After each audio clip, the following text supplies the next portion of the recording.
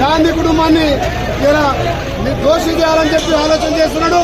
ప్రజాస్వామ్యం బద్దంగా ఉన్నటువంటి ఈసీని కానీ సిబిఎస్ఈని కానీ ఇలా ఈసీని కానీ జైల్లో పెట్టుకొని ప్రజాస్వామ్యాన్ని పూర్తి చేస్తున్నాడు. కేసులతో ఆ కేసులో తల్లి సోనియమ్మ మీద రాహుల్ గాంధీ మీద చాటు చేయడం ఒక దుర్మార్గం. తప్పకుండా భారతదేశంలో ప్రజాస్వామ్యాన్ని కాపాడతాం. ఏదైతే డాక్టర్ బిఆర్ అంబేద్కర్ రాజ్యాంగాన్ని మేము పరిరక్షించుకుంటాం. ఈ మోడీ నిరంకుశ ప్రభుత్వాన్ని గద్ద దింపి మా భావి ప్రధాని రాహుల్ గాంధీ గారిని ప్రధాని చేసే వరకు కూడా మేము నిద్రపోమని చెప్పి మోడీ మోడీ